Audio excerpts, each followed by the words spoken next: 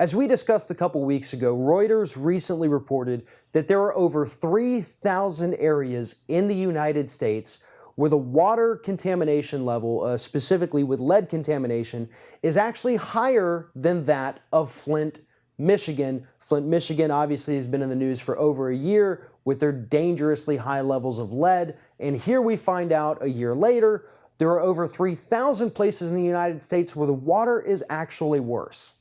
What this means is that today, 2017 in the United States of America, clean, uncontaminated drinking water has become a luxury, something that not all of us have access to.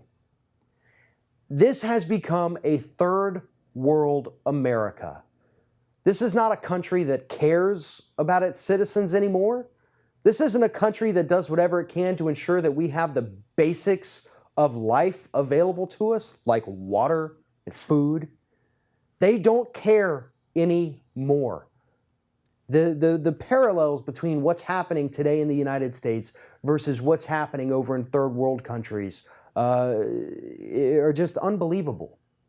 Over 3,000 areas with unacceptable, dangerous levels of not just lead, but other contaminants.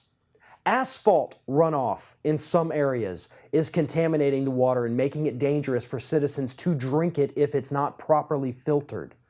Fertilizers, pesticides, chemicals from refineries leaching into the drinking water and poisoning American citizens. Now again, this isn't something that happens in affluent neighborhoods. It's not something that the 1% have to worry about. It's just something that the rest of us have to deal with.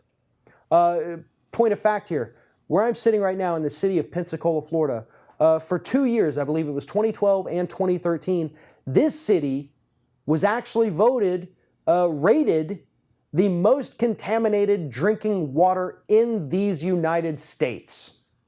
So yeah, it's good that we're paying attention to what's happening in Flint, Michigan, because that contamination specifically was caused by Republican incompetence and the result of what happens when you try to run government like a business, like Donald Trump's about to try to do.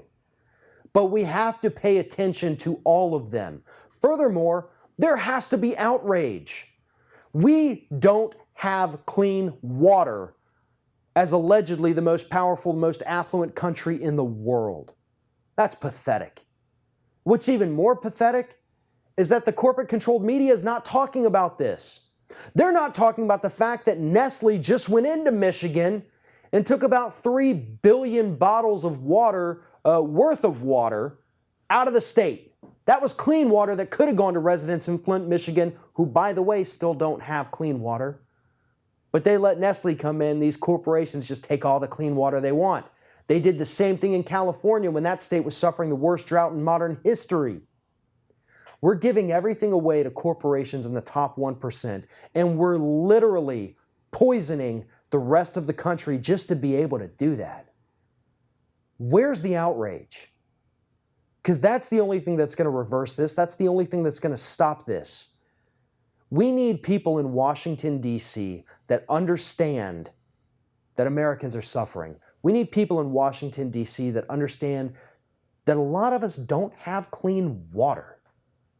I mean, that's something you think about only happening in developing countries that are run by warlords. But here in the United States in 2017, that's the reality that many of us are faced with every single